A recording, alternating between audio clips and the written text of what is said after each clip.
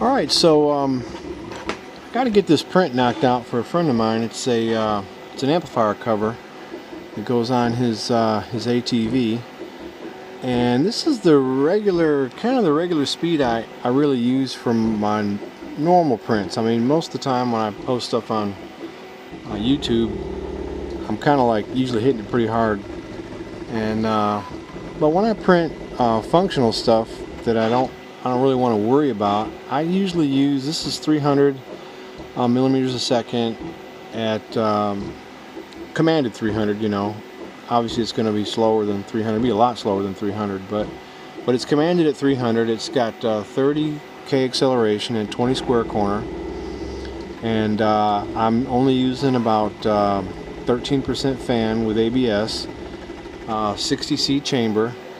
My motors are running about 76, 77 right now, and the hot end is a tube conduction, and of course I've got a little heat sink above it, and I've got a stud thermistor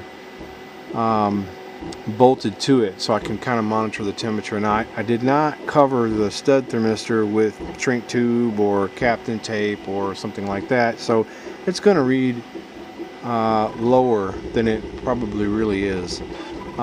So right now in a 61C chamber, that sink up right above that tool plate below that extruder is, I believe, right around 60. Let's see. It's 63. We can take a look down here. We look here. Our chamber's at 60. Raspberry Pi, which is right here, is at 36. And then over here on the left is a 120 millimeter blower that it blows this way, and the air is forced all the way across it and into the side bay where the power supplies are. And then there's some air that channels over to the SSR bay on the left hand side here. But you know, the MCU over here is 43, and the stepper motor is 76 right now. And the heat brake, that stud thermistor, is 63 right now. And then the drivers, I've got a thermistor that's stuck inside of one of the 5160 heat sinks, and it is reporting 44 Celsius, which is pretty good. They're running at 48 volts. They run hot, but 44 is pretty decent. So I'm printing right now this yellow, and this is 280 degrees Celsius. If I go much higher than that, that yellow is gonna get quite a bit lighter. Right around 295, it lightens right up. So I don't want to print it too hot, and I don't want to go too fast. So I'm just motoring along here.